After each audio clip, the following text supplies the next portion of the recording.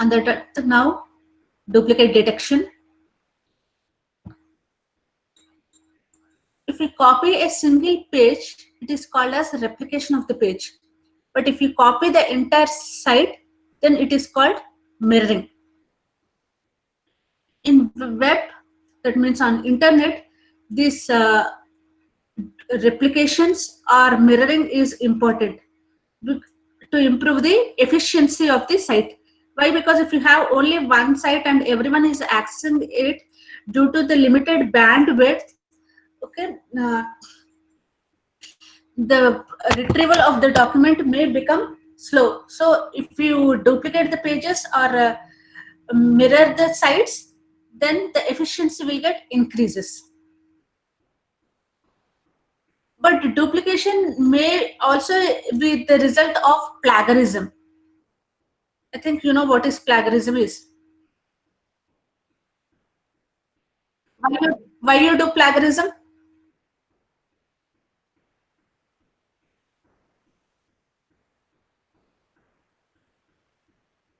Why you do plagiarism?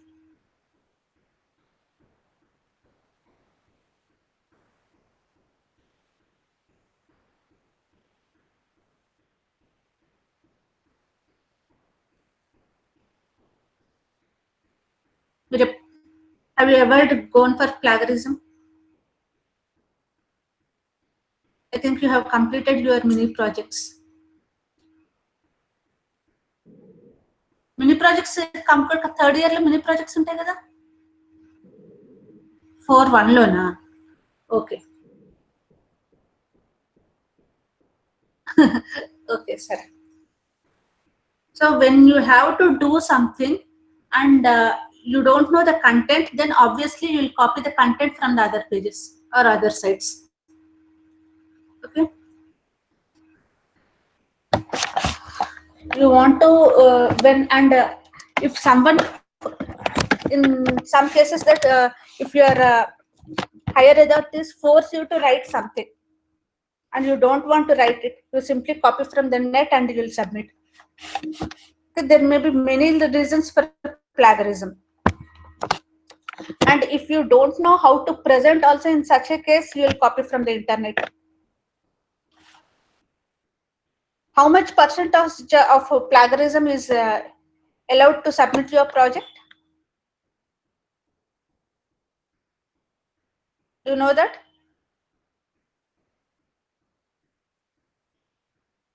20% or I think 30% is allowed, up to 20% or 30%.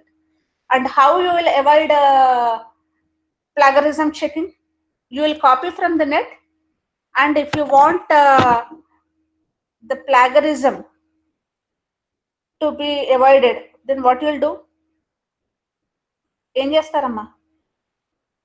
And plagiarism checking ఎలా చేస్తారో తెలుసా? Do you know how the plagiarism checking will take place, or how we will check your plagiarism when you submit your project?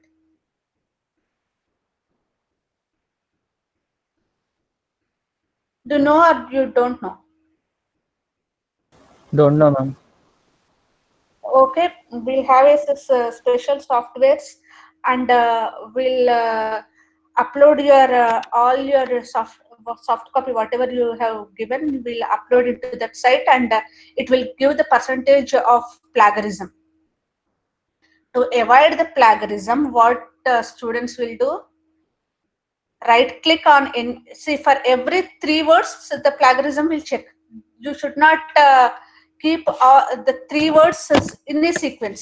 If you are copying, for example, if you are copying this word, detecting such pages and sites can reduce, you are simply copying it and pasting in your pages. Then the what software you will do is, it will check for 3 consecutive or what will say continuous words. So to avoid that, if it is a definition, keep the definition in quotes. So the quotes definition will not be checked by the plagiarism software. Or else simply take one of the word, right click it and change the synonym. This is how we'll avoid this or will escape from plagiarism softwares. If if it is definition, keep the definition in the quotes. Or if it is a single sentences or any sentences that you have copied from the other sites, for every 3 words, change the meaning of that word. Okay, right. And before submitting, you have some open tools. Tools will not work, but go with the open tools like Viper and check how much plagiarism you are getting in Viper.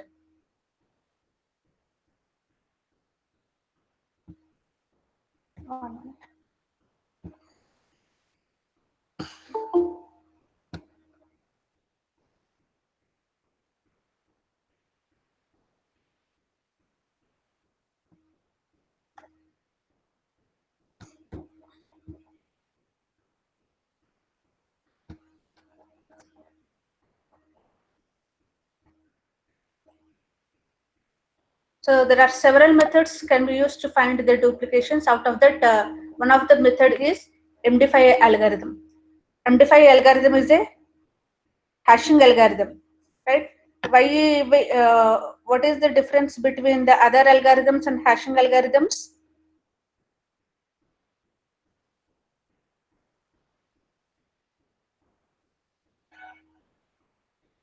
What is the difference?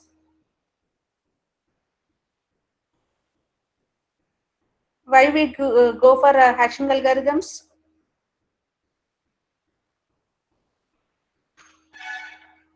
Even you have gone workshop on blockchain technologies. There also you are using hashing. Why hashing algorithms are used?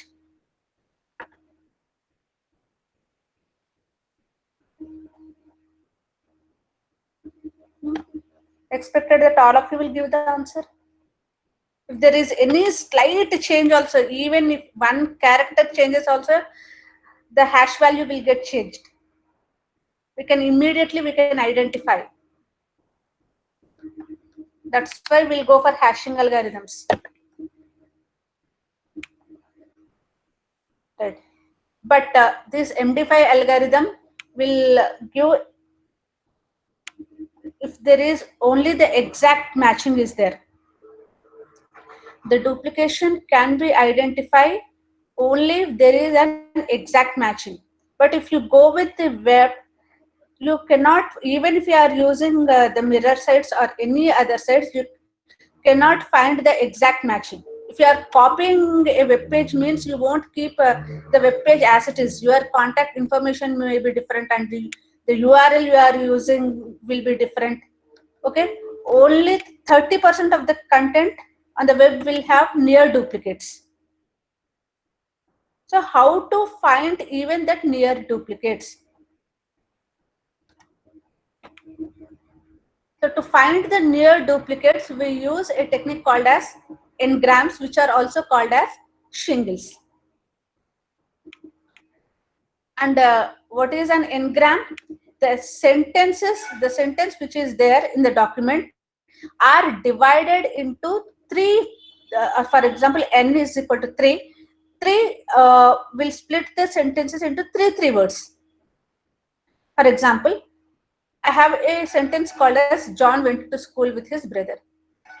So in 3 gram, these sentences is divided into three words. That is, John went to school, and again from went you have to start. John went to is one word, went to school is another word, to school with is other word, and so on. So divide the sentence into n shingles. S stands for shingle.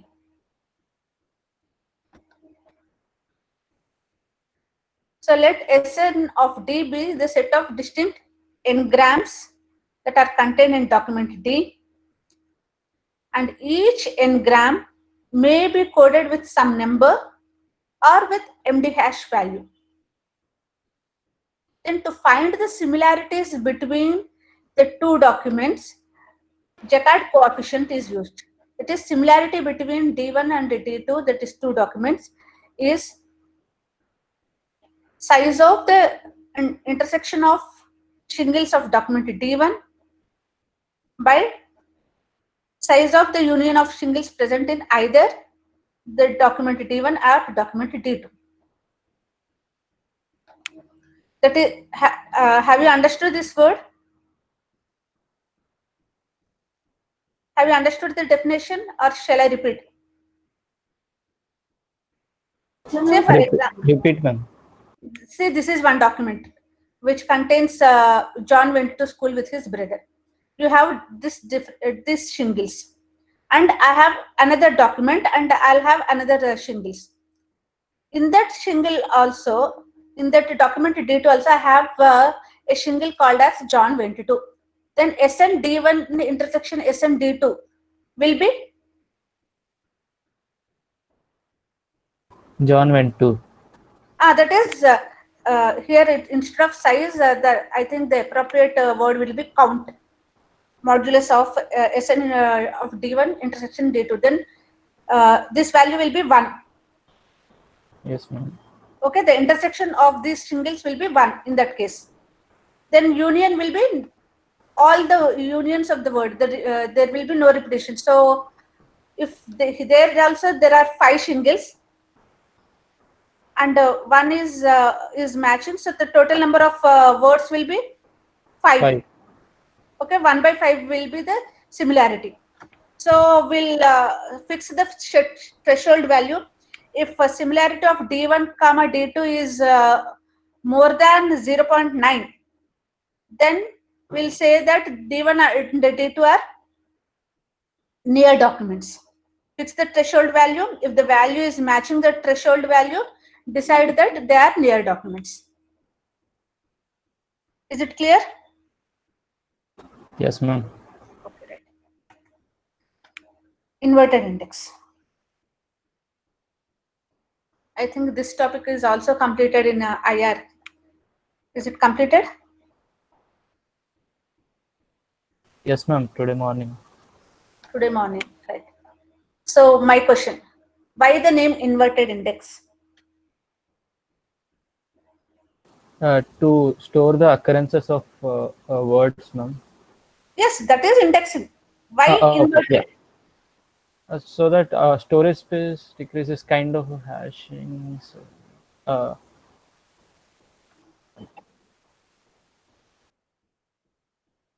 Inverted index, everything is index. My question is, why they have named it as inverted?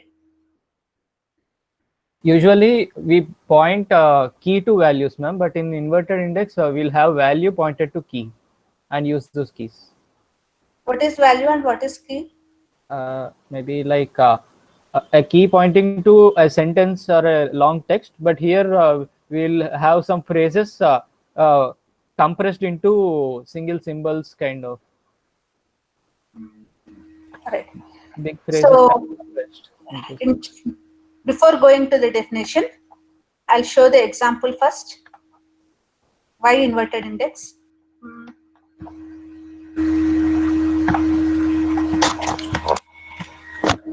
Okay. See, in two types of indexing techniques: forward indexing and inverted indexing. Forward indexing is the regular indexing. In forward indexing, first we'll list all the documents that are available. So these are the documents: document 1, document 2, document 3. And from this document, we'll identify the unique terms and we'll list all the unique terms for indexing. This is forward indexing. In inverted indexing, which is the inverse of the forward indexing, wherein you list the words first and will link the documents which have these words. That's why the name inverted. Inverse of forward indexing. I'll repeat. In forward indexing, we'll first list all the documents that are available, and from that you'll identify all the unique terms and link the terms to the document. We are in this inverse document, we are linking the terms to the document. Reverse case.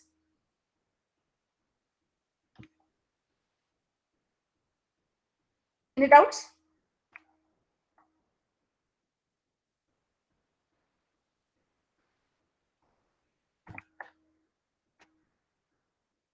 So let us see what is actually inverted index is. So the basic method for web search or in traditional information retrieval system, you need to find the documents which matches to the query terms.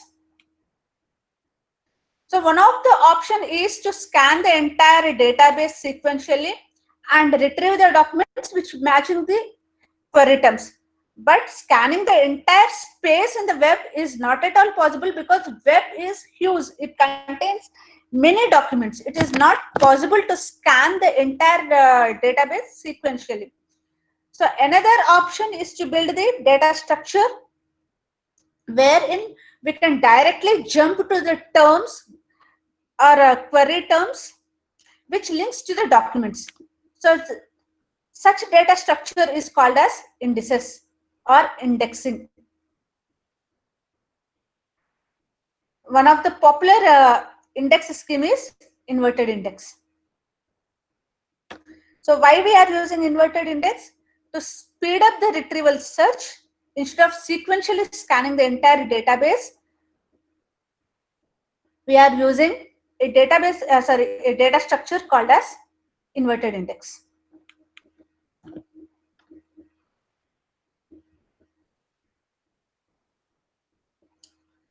So in inverted index, what we are doing, we are attaching each distinctive term with the documents that contains these terms.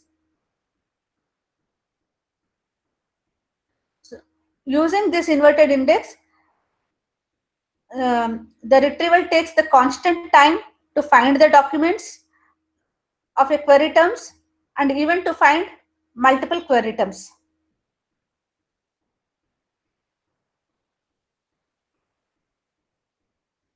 So given a set of documents that is G1, D2 up to Dn, each document will have an unique identifier. And while constructing the inverted index consists of two parts. One is the vocabulary, that means all the distinct terms, and the documents that contains this vocabulary.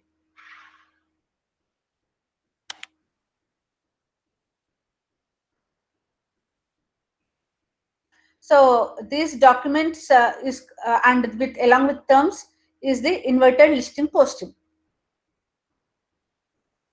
So what a posting contains, each posting will have ID of the document that contains these terms and other pieces of information.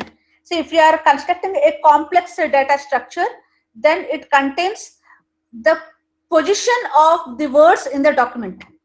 Even, see, I am showing, I'll show, these are three documents which is given a unique identifier. And this is the simple data structure and this is the complex data structure. Wherein in the simple data structure we'll have different unique terms and it is linked with the document number. In the complex data structure, along with the document ID, we are specifying the positions of the documents and number of times it is occurring in that particular document. For example, application is in document 2. And here these numbers are positions of the terms in the document. And application is in ID 2. It is occurring one time and the position of application in the document is 3. Similarly, web is in document 1 and document 3. And in document 3 it is occurring 2 times and its positions are 1 and 6. This is how you are constructing your inverted indices. Is it clear?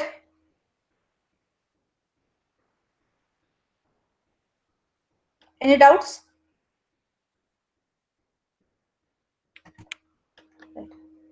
Searching and searching using an inverted index. It involves 3 steps: vocabulary search, result search, and ranking the result.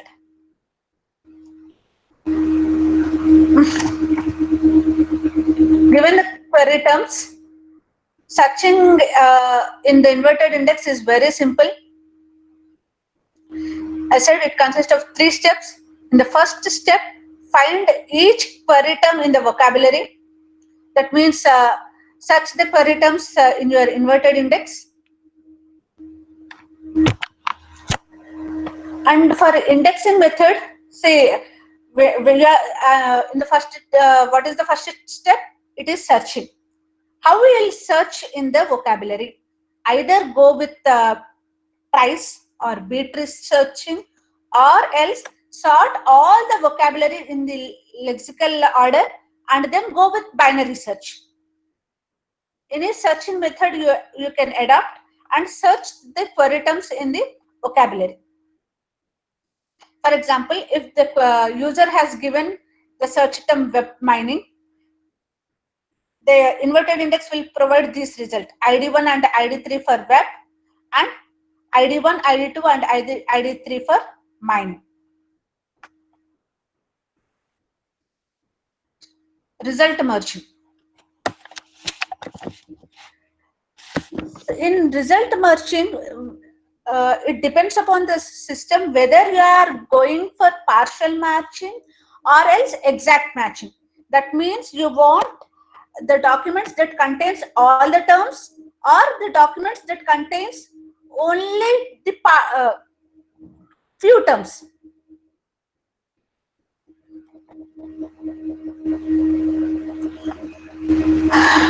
So after the terms are found, merging of the list is performed to find their intersection. So if I want to find all the terms, then web is found in ID1 and ID3, and mining is found in ID1, ID2 and ID3.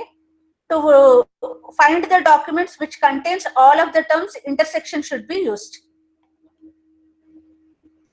So the result is ID1 and ID3.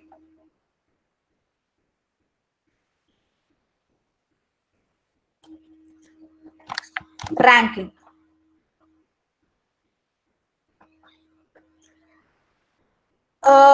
Say now my result is ID1 and ID3. Now you have to give ranking for ID1 and ID3. Which document will be ranked first? It is based on proximity. So if you are going with matching of all the terms, so web mining is there in ID1, web mining is there in ID3. So all the terms are found in document 1 and document 3. So which document you will rank 1? So that is based on proximity. So for example,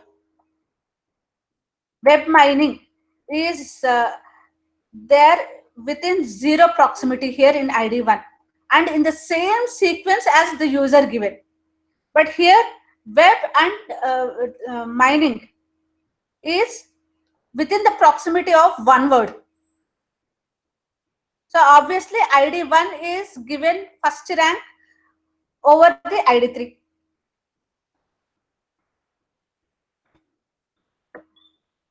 Then if my result contains both exact matching and partial matching, then in that case, how will rank?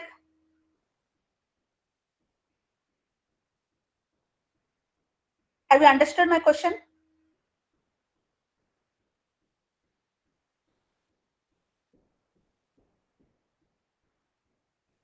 Frequency. Simple question. See, in this case, if all the documents contains all the words, that means that is exact matching. You are going with proximity. If my result is the combination of exact matching, that means all the words are there, and partial matching, that is only few words are there. In that case, ranking will be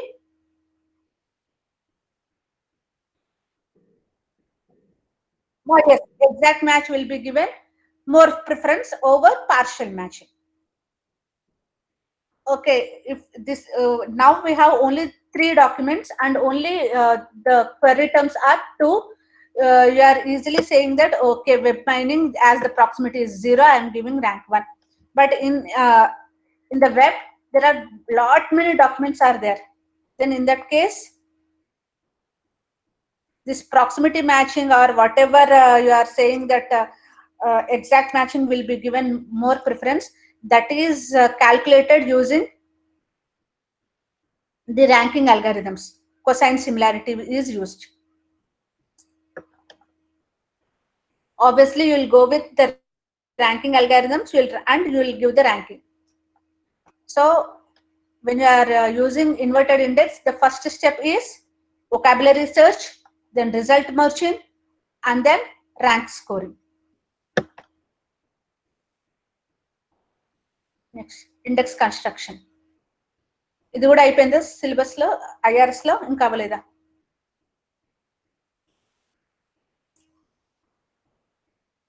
Have you completed this?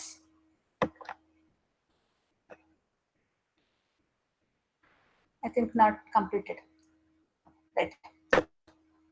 So we can, previous construction is tabular, that means rows and columns construction, and one of the inverted index data structure construction is using tri data structure.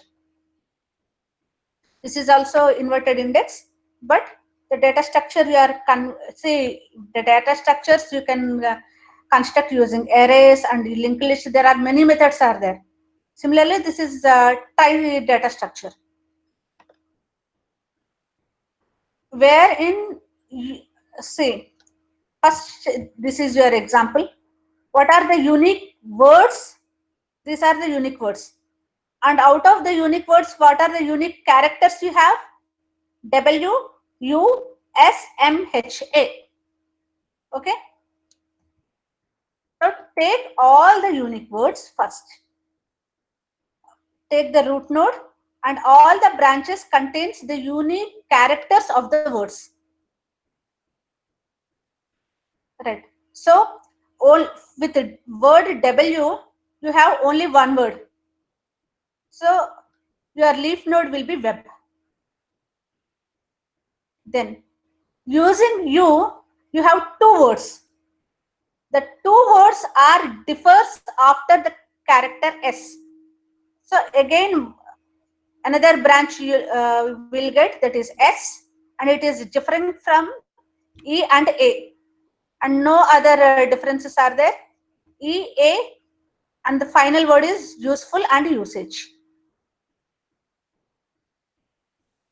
Is it clear how you are constructing the tri? Then once you get the final word, link the documents that contains these words and their positions.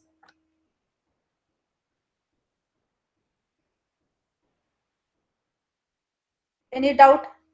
This is the simple construction, tri construction.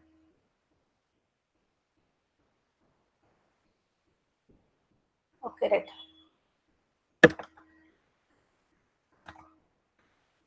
Searching using inverted index. Given a query queue, search has అయిపోయింది. Okay, right.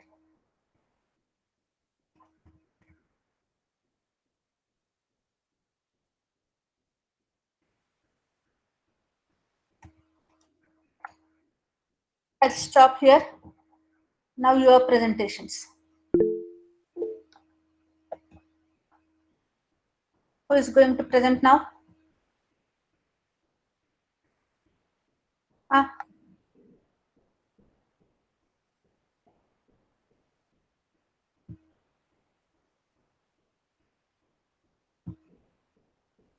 1 minute. The use of index construction tree. Since when you are you need to construct an inverted index, right? That construction is using the tree. What is the use of arrays over linked list?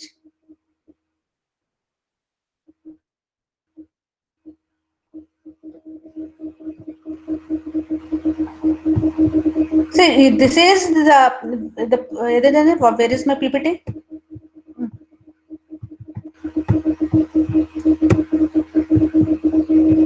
See, this type of construction, this is one type of construction wherein you are using continuous memory locations. This is somewhat like array construction, right? Wherein you have only few documents. If you don't know in the web, if you don't know how many documents are there, how many you are going to link more, then in that case you are going, this is like some linked list type of construction, the second one.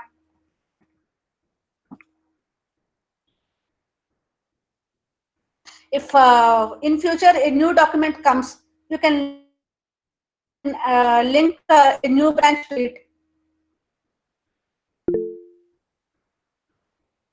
It's a type of dynamic construction. Any other doubts? Ma'am, is my screen visible now? Yes, Hello? visible. Up, visible, ma'am. But why your presentation is coming only half screen for me? Just I don't wait know, a ma'am. minute. Wait a minute. అందరికి full screen వస్తుందా half screen వస్తుందమ్మా?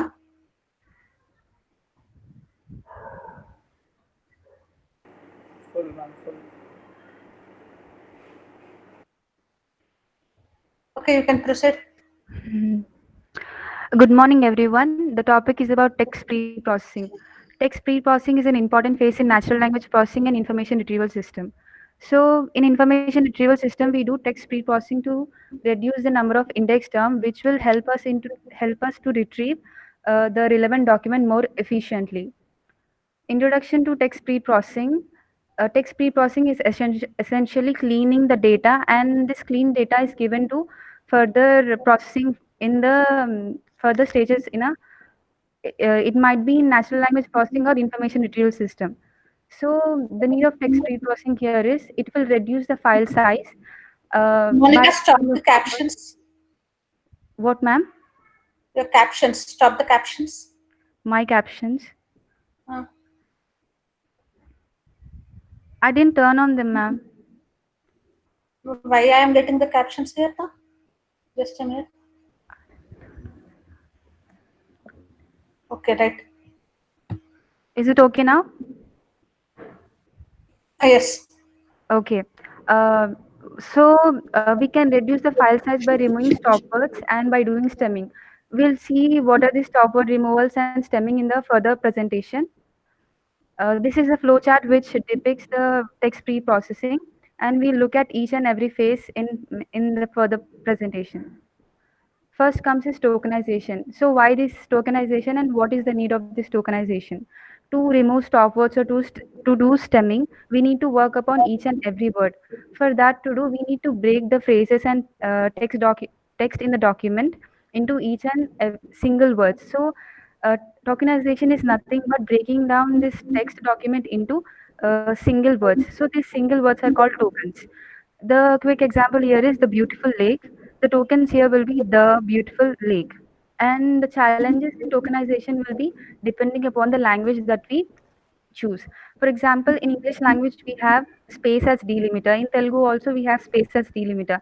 There are a few languages where the word ends and start is not clear. So in that kind of languages, we'll be facing in problem.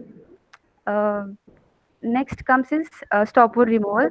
So what are the stop words? Stop words are those words which are not useful for our intent, but they are useful in combining the words in a text document. They make sense for natural language, but they doesn't make any sense for classifying a particular text as a particular text, or they are not useful in retrieving a document. And the challenges here will be to identify which are the stop words in a particular language. Like if at all we have find all the stop words in a particular language, in practical sense there will be another challenge. Like in Python, there is a library called stop words library where it contains stop words of all languages. But we'll understand what is this challenge with an example. So there is a restaurant. In that restaurant, they want to classify the customers' feedback as positive or negative. There is one particular feedback where chicken biryani is tasty. In English language, not is also included as a stop word in that library. Now we give it to a text preprocessor. It will take chicken biryani tasty. But in fact, it was a negative comment. If we give it to a classify, it will end up in getting a positive comment. So the challenge here will be as to which stop words to remove from a stop word library. It completely depends upon the trainer who is programming that particular machine. And this is an example where it shows tokenization and stop word removal. In this sentence, we have the occurring twice. So we remove the in that occurred tokens. Next is stemming. So stemming, as said earlier, it is a process of combining or representing all those words which have a common stem. For example, presentation, presented, presenting. These all are stemmed to a single word called present. In information retrieval system, this will help us to retrieve document more efficiently. And in natural language processing, we do this for increasing our efficiency of our algorithm. This is another example. This consultant, consult, consultant, consulting, consultative, consultants, consulting, all are stemmed to a single word. And um, stemming is, of course, done by a machine, and there can be errors while doing stemming. These can be classified as two. One is overstemming and understemming. Overstemming is when we should not stem those two words, but we end up in stemming them. As said in earlier presentation by Sai Krishna, he said cope and cop are two different words. They are stemmed to cop. So this comes under overstemming, and this is also called as false positive. Understemming is when we should stem those two words, but we don't stem them. This is called false negative. There are various algorithms which are way to STEM. I have taken only three among them. And the first one is total stemmer's algorithm. It is the oldest algorithm and a famous one. It is only applicable for English language. It is based on the idea that uh, words, I mean suffixes in English are made simpler and smaller. It is only applicable for those kind of words. There is an example here. Agreed is stem to agree. Next is Lewis-Stemmer's algorithm. Lewis-Stemmer's algorithm is for longest suffixes. Sitting is stem to sit. And next is Robert's algorithm. In this Stemmer's algorithm, singular plurals are converted into singulars, and past tense words are converted into present tense, and we remove suffixes called as suffixes ending up with ing. An example here is children is stem to child. Thank you, ma'am. If there are any doubts, you can ask. Loewen-Stemmer algorithm and Roberts-Stemmer algorithm are not there in your syllabus. But I have just Okay, just to mention. Okay, very good explanation. Any doubts?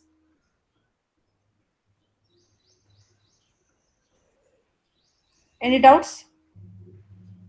Yes. thank you, ma'am. Thank you. Thanks for the day.